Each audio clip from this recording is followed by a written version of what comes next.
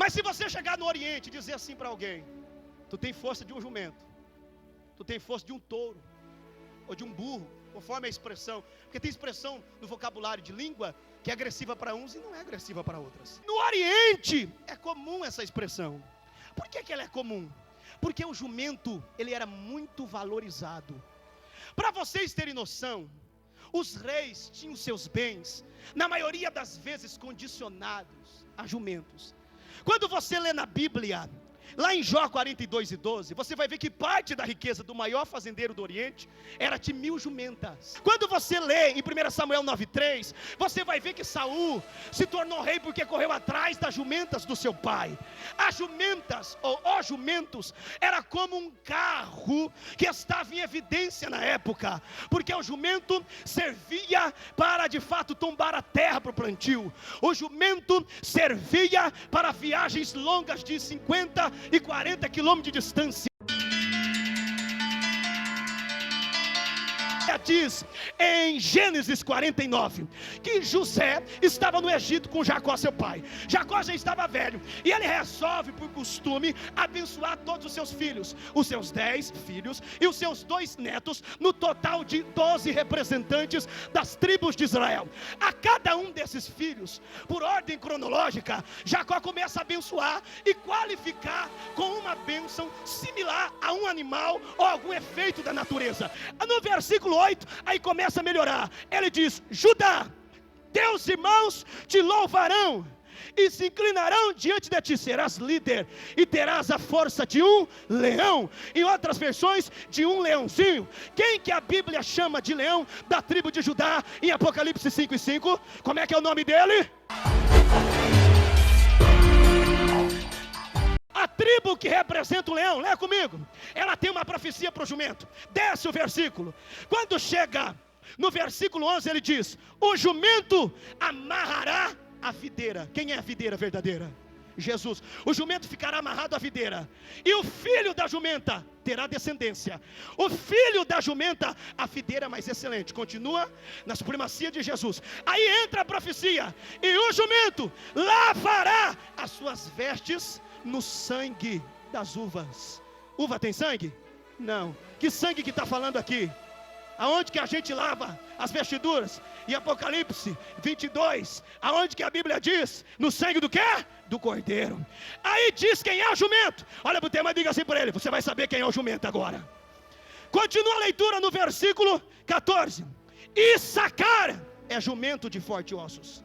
Será um entre muitos nos rebanhos de ovelha. Jesus disse que veio salvar as ovelhas perdidas da casa de Israel. Então quer dizer então que aqui há 2 povos. Um povo representado por ovelhas, que é o povo de Israel, e o segundo povo é representado pelo povo dos jumentos, que é os gentios, a igreja. E diz: o jumento ficará entre as ovelhas. Só que aí, olha como é que o jumento não é bobo. Versículo 15. Só que o jumento viu que ficar no meio das ovelhas era bom, coisa deliciosa. Ele tirou a carga dos ombros e foi servir as ovelhas e o pastor das mesmas. Meus irmãos, esta é a profecia para a igreja. A igreja sempre foi tida, simbolicamente representada pela tribo de Issacar. Se um dia você estudar a genealogia, você vai ver que a única tribo que apronta para a igreja é a tribo de Issacar. Quando Judá recebeu essa profecia, era Deus dizendo: eu vou levantar um povo. Este povo vai ter característica de jumento, vão ser desprezados, perseguidos, caluniados, criticados pela aparência, pela força, pela astúcia, mas esse povo serão novas criaturas e andarão no meio das minhas ovelhas e morarão comigo eternamente para a glória do meu nome. Existem 5 tipos de jumento. O primeiro tipo de jumento na Bíblia, no texto original, transliterado à nossa linguagem, é chamado de chamor. Repita comigo bem alto, vamos lá. Sabe como é que era esse jumento? Na maioria das vezes pardo. Olha como é que ele era, olha para mim. Ele era forte, peito estufado, e ele andava assim, ó. O peito dele estufado, ele andava em meio galope, 40 quilômetros sem cansar. ele era cheio, ele não reclamava, ele estava pronto para toda obra. Isso daqui está em extinção na igreja. Meu irmão, não se iluda. Nós precisamos ser cheios da presença de Deus. Nós precisamos ter pudor no andar. Nós precisamos chamar a atenção. Então, para esses 7 bilhões de habitantes do mundo, e disse: eu quero você, eu chamo você, eu escolhi você. Segundo e terceiro tipo de jumento são 2 em 1, porque é aquele que não presta, esse tem de monte. Repita comigo: Pere e Arode. Arode. Quem é esse, pastor Maico? O jumento selvagem, o rebelde, que ninguém domina, que ninguém dá ordem, que ninguém consegue ficar do lado, o ignorante, o que dá coice, o que pisa no pé. Mas pastor, tem crente desse jeito na igreja? Tem. Ó, olha pro tema, diga para ele: eu não sou joio. Diga para ele: eu não sou ovelha rebelde. Diga para ele: eu sou fiel a Deus. Se você acredita, dá uma rajada de glória a Deus. Agora cheguei no quarto para a gente orar. Repita comigo: Atom. Bem alto: Atom. As jumentas, as mulheres, elas eram brancas. Olha a cor delas, brancas. Só reis montavam nelas. Só reis. Mateus 21 diz que Jesus entrou dentro de Jerusalém montado em uma jumenta. Elas eram mais caras, elas tinham mais valor, elas eram mais lindas, mais formosas, mais desejadas, faziam a diferença. Só que ao longo dos anos, as mulheres têm sido discriminadas na cultura, no mundo e na religião.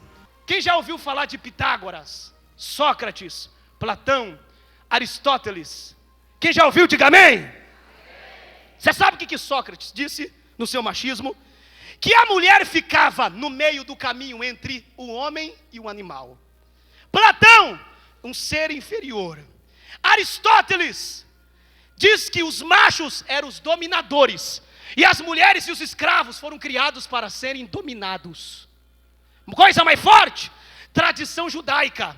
A mulher não escolhia o marido, era o pai que escolhia o marido para ela e dizia: casa com ele. Quando nascia um menino, eles diziam: estou com sorte. Quando nascia uma mulher, eles diziam: estou amaldiçoado.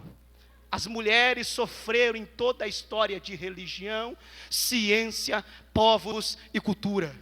Foram discriminadas. Na Idade Média, arrancavam os filhos do ventre, jogavam para os leões, violentavam. Lá na África, onde nós vamos abrir trabalho, as crianças, as mulheres são vendidas por $10, com 6 anos de idade, para trabalhar na prostituição, sem valor algum. Não valoriza a mulher, discriminam a mulher, mas todo homem esquece que Deus, quando criou a mulher, em Gênesis 2:18, Ele disse: eu vou criar uma disjuntora. Na tradição original, uma auxiliadora, alguém que vai te ajudar. Essa expressão no texto original é a mesma expressão que Deus diz em Isaías: esforça-te que eu te ajudo, esforça-te que eu sou teu ajudador. É a mesma expressão. Quando Deus disse: eu levanto a mulher, Deus estava dizendo: eu vou levantar alguém que terá também uma parte minha para ajudar o homem, para fortalecer o homem. E tem gente que lê na Bíblia, Timóteo, dizendo que a mulher é o vaso mais fraco. Não é o mais fraco, é o mais frágil, o mais sentimental. Ah, se não fosse uma mulher, o homem não existia. Ah, se não fosse uma mulher, você não estava casado. Ah, se não fosse uma mulher, você não seria o que é e não teria a educação do que tem. Antes de alguém machista mandar uma mulher calar a boca quando ela profetiza, ou dizer para ela: eu sou mais do que você, lembra que você tem uma mãe em casa que você obedece. Antes de você perseguir uma mulher, lembra que a alma não tem sexo e que lá no céu seremos todos iguais e cheios da glória de Deus, servindo ao Senhor. Do tipo de jumento, ele é chamado de Air. Diga para ele: aquele que ninguém dá valor. Diga para ele: mas meu irmãozinho. Diga para ele com carinho assim: jumentinho, fica tranquilo, porque é aquele que te viu por baixo. Diga para ele: aquele que te viu por baixo. Diga para ele: aquele que te viu por baixo. Chacoalhe o braço dele e diga: vai te ver por cima. Se você acredita, levanta a mão. Pergunta para o teu irmão: que tipo de jumento que você é?